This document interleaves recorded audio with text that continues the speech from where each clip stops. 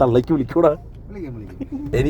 എനിക്ക് വേറെ ഒരുത്തന്നെ കൈ കിട്ടിയില്ല ഗൈസ്. പണ്ട് അവൻ്റെ ഇന്നിപ്പോൾ വായിരിക്കുന്ന തെറി മൊത്തം കേൾക്കാം കേട്ടോ ഗൈസ്. അപ്പം നമ്മളിപ്പം ആദർശിനെ ഫോൺ വിളിക്കാൻ പോവാണ്. അവനൊരു പ്രാങ്ക് കൊടുക്കാം നമുക്ക്. അവൻ്റെ അടുത്ത് ജസ്റ്റ് പറയാം, അളിയാ ഒന്നും ഇറങ്ങിയില്ല, നമുക്കൊരു ചായ കുടിക്കാൻ പോകണമെന്ന് പറയാം.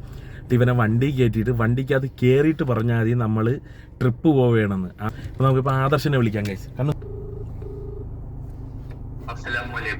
വാലേക്കും അസ്സലാം. ഒരു ചായ കുടിക്കാൻ പോയല്ലോ. റെഡി ആയിരുന്നില്ല. ഇതിന് നല്ല ഡ്രസ്സൊക്കെ ഇട്ടോട്ടാ. നമുക്ക് ബൺ മസ്ക് ഇറാനി ചായ. ഓക്കെ മോനെ, ദേ വരുന്നു. അവൻ്റെ ഇന്നിപ്പോൾ വായിരിക്കുന്ന തെറി മൊത്തം കേൾക്കാം കേട്ടോ. അല്ലെ ചായ കുടിക്കാൻ പോലിയാ അളിയ.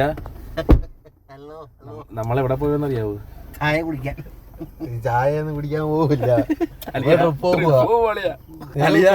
വേണ്ടേ? അതൊന്നും വേണ്ട. പോട്ടെ, എങ്ങോട്ടേലൊക്കെ പോവാം. സീരിയസ് ആയിട്ടാ നമ്മൾ ട്രിപ്പ് പോവാ. പോട്ടെ, സ്ഥലം ഫിക്സ് ചെയ്തിട്ടില്ല.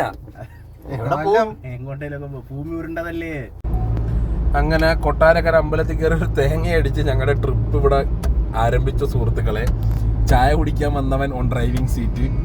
അതെ, ബാക്കിൽ കണ്ണുണ്ട്, കുക്കുണ്ട്. സ്ഥലങ്ങളൊക്കെ ഒന്ന് പ്ലാൻ ചെയ്തിട്ടുണ്ട് ഗൈസ്. ഞങ്ങളിപ്പോ പോണത് വയനാട് ബന്ദിപ്പൂര് വഴി ഇത് മസനഗുഡി വഴി ഊട്ടി, എന്നിട്ട് അതേ ഫ്ലോയിൽ തിരിച്ചു ബൺമസ്കൻ.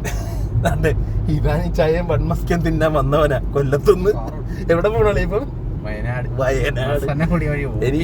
എനിക്ക് വേറെ ഒരുത്തന്നെ കൈ കിട്ടിയില്ല ഗൈസ്. പണ്ട് നിമേഷ് ഇതേനെ കളിയാ ഇപ്പൊ ഒരാന്നും പറഞ്ഞ് എന്നെയും കയറ്റി വണ്ടിയിൽ നേരെ വയനാട് കൊണ്ടുപോയ മുതലാത്.